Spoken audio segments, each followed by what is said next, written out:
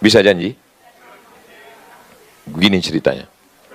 Ustadz Somad, ya, kakak kami itu Ustadz, waktu dia hidup dulu, setiap uang beli cincin, beli gelang, beli rantai, beli ini, beli ini. Saya lihat emasnya satu cuci tangan Pak Ustadz. Di mana? Di lemarinya. Tiba-tiba dia meninggal Pak Ustadz. Terus, di mana emasnya itu sekarang? Dilarikan suaminya, nikah sekali lagi. Tapi kita di awal kan tadi sudah janji, saya tidak mau gara-gara cerita ini ibu pulang ke rumah dalam keadaan marah. Mama, mana teh manis? Buat aja sendiri. Ternyata matamu tajam selama ini melihat ini, mau itu kan? Yang diceritakan Ustadz Somad tadi kan? Bukan itu maksud saya. Nah kalau saya setelah cerita ini, tetap, yang ini tetap pakai cincin. Pakai cincin dua, ya nggak apa-apa. Satu kanan, satu kiri. Supaya ada keseimbangan. Jangan ceramah gini terus. Jamaah sekalian. Supaya ada keseimbangan. Tapi yang kelingking mulai dibuka. Saya pernah datang acara penggalangan dana di Mesir. Anak Indonesia tidak boleh. Karena takut nanti ditangkap intelijen. Karena ini terkait dengan donasi untuk Palestina. Saya paling suka yang unik-unik. Saya tetap datang.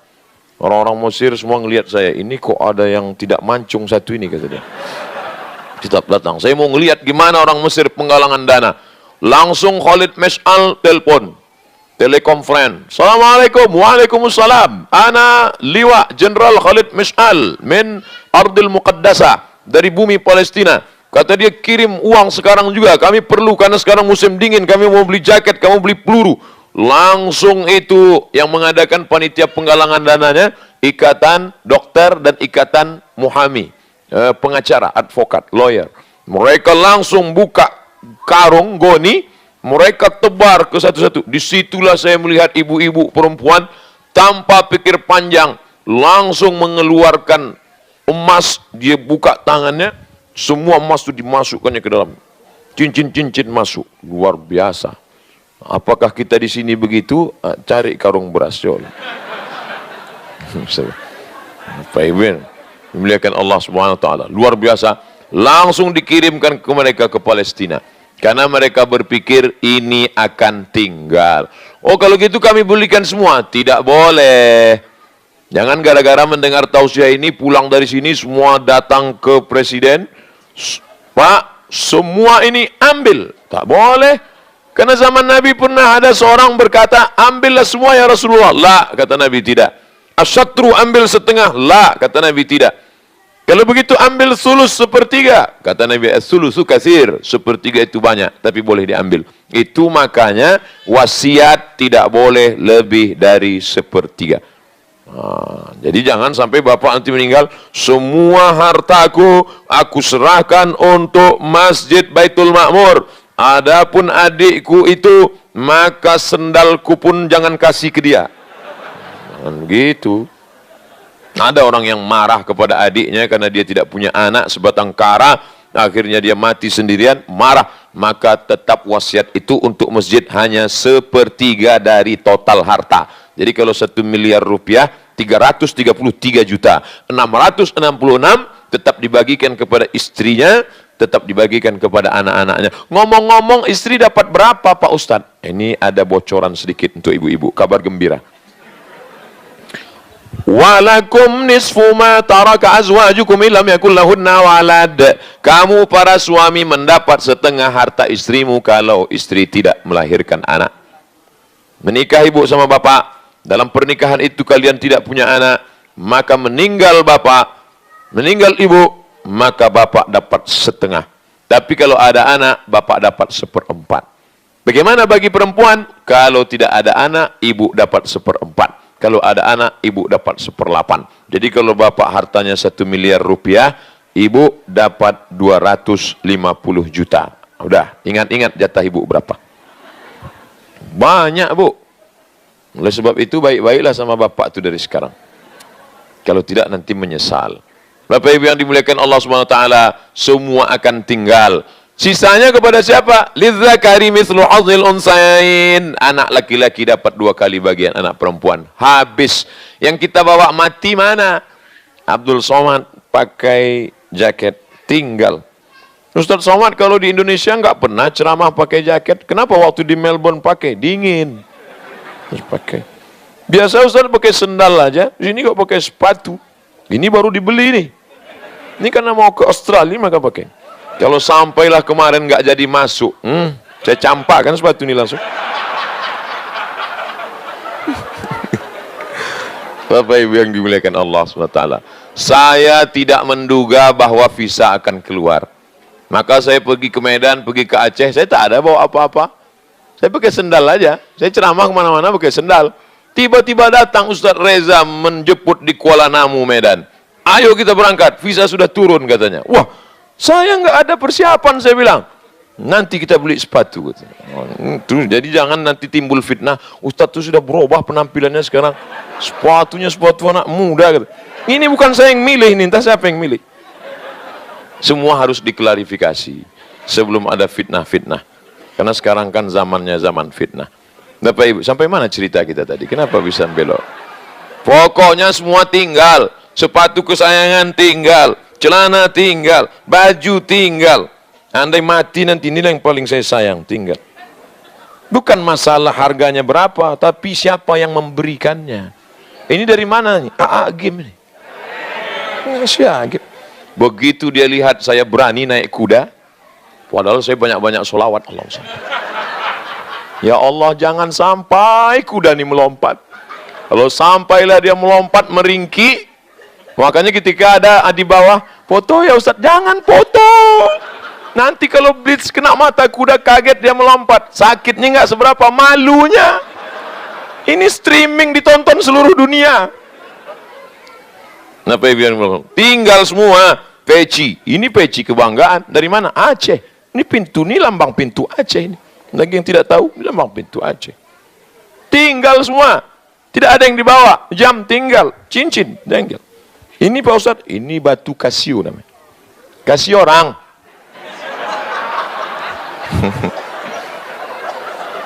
Ustadz pakai ini Pak Ustadz. Insya Allah kalau Ustadz pakai ini, kalau ini digigit ular, nggak apa-apa. Wah, hebat saya bilang. Kok bisa begitu? Kalau ini digigit ular, maksudnya batu ini digigit ular. Ustadz nggak apa-apa. Iyalah, batunya digigit ular. Bapak Ibu yang dimuliakan Allah, tinggal yang kau bawa mana? Anak istrimu pulang ke rumah, hartamu pulang ke rumah, mobilmu pulang ke rumah, selimut bludrumu pulang ke rumah, sepatu sandal semua pulang ke rumah. Yang tinggal cuma satu, wa amaluhu amal. Yang pernah kau berikan berapa dolar dulu untuk Masjid Baitul Ma'mur, itulah yang akan menolong di hadapan Allah. Shadaqatun jariyah, mengalir seperti aliran air. Sampai kapan? Sampai hari kiamat. Yang kedua, ilmun yuntafa'u bih, ilmu yang bermanfaat. Kami Pak Ustaz nggak bisa memberi ilmu bermanfaat. Kami kan bukan LCMA, kami tidak pernah di Kairo, kami tidak pernah di Makkah, kami tidak pernah di Madinah, kami bukan anak pesantren, kami jurusan teknik sipil, kami jurusan teknik informasi, kami jurusan kedokteran. Mana bisa kami memberikan ilmu yang bermanfaat? Ibu tidak mesti sekolah tinggi. Saya punya ibu saya tidak sarjana, tapi saya belajar baca Quran dari ibu saya. Setelah saya hatam Quran, baru ke guru ngaji. Zaman saya dengan anak-anak sekarang beda. Zaman saya orang kampung belajar baca Qurannya, alif di atas, alif di bawah, i alif depan, u, a, i, u. Siapa yang senyum berarti udah tua. Karena anak sekarang nggak tahu itu. Kalau di Jawa, alif fathah, alif fasroh, i, alif domah, u, a, i, u. Anak sekarang canggih, a, a, a, bataba, batata, batasa, basaba. Beda caranya, tapi hasilnya bisa baca Quran. Saya sampai sekarang ceramah di mana-mana, pahalanya tetap mengalir ke ibu saya. Kenapa bukan ayah? Ayah sibuk mencari nafkah, ibu duduk di rumah, habis maghrib panggil, Mat, sini. Mak saya ngemanggil saya dari dulu sampai sekarang. Tetap nggak pernah saya dipanggilnya Ustadz. Mat, sini. Sini sebentar. Baca. Sebelum tidur malam, kau baca doa. Bismika Allahumma ahya wa amun. Belum baca doa makan kan? Baca. Allahumma barik lana fima razaqtana wa qina azabannar. Mak, ini ada lomba azan di masjid. Lomba azan? Iya, tunggu sebentar ya. Rupanya dia pergi ke ustadz, nanya apa bacaan sebelum azan. Karena di masjid dekat rumah kami, sebelum azan, muazin baca, Innallaha wa malaikatahu yusalluna ala nabi. Ya ayyuhalladzina amanu sallu alaihi wa sallimu taslima. Supaya nanti ketika muazin mengatakan asyhadu anna Muhammadar Rasulullah,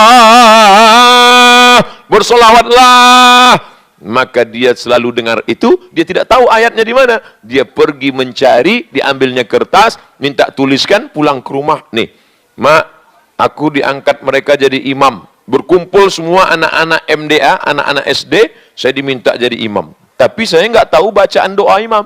Karena belum bisa baca doa, saya baca doa silent.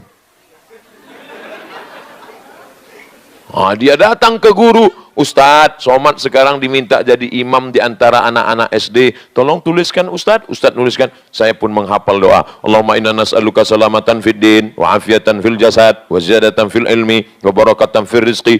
Sekarang kalau saya jadi imam, saya baca doa, mengalir pahalanya ke ibu saya. Kalau saya baca Quran, dimanapun saya ceramah, mengalir. Padahal dia tidak ustazah. Dia tidak pernah mengecap pendidikan agama formal pondok pesantren. Hanya amal kecil. Dulu kalau saya main-main sama anak-anak, lalu saya bawa mobil-mobilan, motor-motor. Ini bukan punya kamu kan? Bukan. Ketemunya di mana? Di jalan tadi. Pulangkan. Nanti mobil ini akan jadi besar, sebesar bukit, dan dia akan menimpa kepalamu nanti di padang mahsyar. Ternyata pelajaran itu sampai hari ini, umur 40 tahun, masuk ke kepala. Terbuka rahasia umur sudah 40. Bapak Ibu yang dimuliakan Allah SWT. Jadi jangan sangka ini yang amal kedua ini hanya bisa dilakukan oleh mereka. Ustadz Riza, Ustadz imam kita, imam surau, imam masjid kita. Adapun kami yang perempuan yang lemah ini nggak bisa apa-apa. Bisa. Sekecil apapun ibu ajarkan, maka dia akan mengalir pahala. Jangan sangka yang ceramah ini yang dapat pahala. Tapi ada orang yang tidak ceramah, mulutnya diam. Dari tadi dia diam saja, tapi pahala dia bisa lebih banyak dari pahala Abdul Somad. Mana? Ini yang masang kamera. Mereka nggak ada ceramah, mereka diam aja. Yang masang kamera itu. Memang resiko kamera ini luar biasa. Banyak orang pakai kamera setelah tua, gini. Terlalu sering. Mudah-mudahan kita doakan tidak. Tapi pahala mereka luar biasa. Saya memberi khutbah Jumat. Di masjid itu datang, tidak terlalu besar masjidnya, masjid kecil, 100 orang. Saya khutbah Jumat. Takutlah kamu kepada Allah. Tapi yang mendengarkan khutbah itu dengan serius, zahir dan batin, hanya 50. Yang 50 lagi, zahirnya di situ, batinnya naik ke planet Mars. Tidur. Dari yang 50 itu, yang bisa pulang menceritakan ke istrinya, hanya 30. Yang 20 tidak. Dari yang 30 itu, yang istrinya mau mendengar, tinggal 10. Yang dua, Adinda, kata Ustadz Somad tadi, alah, pergi sana. 10. Dari yang 10 itu yang bisa menceritakan ke anaknya, tinggal 5. Dari 100 orang, tinggal. Tapi begitu khutbah itu direkam, Masya Allah, 1, 2, 3, 4, 5. Luar biasa. Hidup kan? Pernah juga saya ceramah, rupanya nggak hidup. Dek, boleh minta rekamannya? Mohon maaf Pak Ustadz, gaya-gaya aja. Bapak Ibu yang dimuliakan Allah. Rekaman ini diupload ke YouTube. Saya sudah ceramah pulang dari Maroko 2008 sampai sekarang 2018, sudah 10 tahun. 2008 saya pulang bulan Ramadan, 2018 Ramadan ini 10 tahun sudah. Berapa rekaman ceramah di YouTube itu, tidak pernah sekalipun saya yang mengupload. Jadi jangan Ustadz Somad ini dia upload sendiri, dia komen sendiri. Bapak Ibu, kenapa malam ini Ustadz ceramah begitu pede berapi-api? Karena saya melihat diri saya di cermin sana. Luar biasa. Ini metode baru dari Melbourne. Ini akan saya sampaikan nanti ke tempat-tempat acara di Indonesia. Coba kalian buat ada cermin di depan tuh biar Ustaz bisa lihat. Masya Allah. Pertama, sedekahun jariyah. Yang kedua, ilmu yang bermanfaat. Yang ketiga, yang terakhir, waladin salihin yad'ulah. Anak soleh, bukan anak somat. Anak soleh yang mendoakan. Anak soleh itu mana Pak Ustadz? Ini anak soleh. Ini anak soleh. Anak soleh. Tinggal di negeri non-muslim, di tengah komunitas non-muslim, tidak memakai hukum Islam, dengan godaan yang luar biasa, mau dengar ceramah tanpa tidak ada paksaan dari pihak manapun, kan? Anak-anak soleh. Anak-anakku yang soleh, anak-anak kita yang solehah, mudah-mudahan mereka inilah yang mendoakan orang tuanya. Mereka memang sekolahnya sains, sekolahnya politik, sekolahnya kedokteran, sekolahnya teknik sipil, tapi mereka tetap mengaji. Di mana? Tadi gambarnya sudah dipresentasikan. Walaupun ada beberapa slide yang tidak bisa tampil ke depan. Karena rendah hati, tawadhu, dia menghilang dari. Tapi saya lihat gambar anak-anak kecil mengaji, gurunya, khairukum, orang yang paling baik di antara kamu, man ta'allamal Qur'an, orang yang belajar Quran, wa 'allamahu, dan mengamalkan, mengajarkan Al-Quran. Antar anak bapak ibu ke Masjid Baitul Ma'mur, antar ke surau. Yang pertama presentasi surau. Surau ini ada sholat Jumatnya juga? Belum ada. Tapi ada sholat wajib, tidak? Ada sholat wajib. Yang ada sholat wajibnya 5 waktu, masuk ke sana tetap sholat tahiyatul masjid. Karena definisi masjid itu ada sholat 5 waktu walaupun tidak ada sholat Jumat. Jadi masuk ke sana bagi yang pakai usolli sunnatan tahiyatul masjid. Jangan tahiyatul surau. Surau langgar musolla itu masjid. Tapi tidak ada Jumat. Yang ada Jumatnya namanya masjid jami'. Jami' diambil dari kata jamaah, Jumat, jami', karena ada sholat Jumatnya. Maka anak-anak antar ke sana.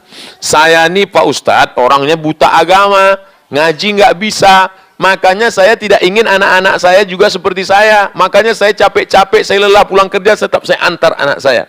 Mantap.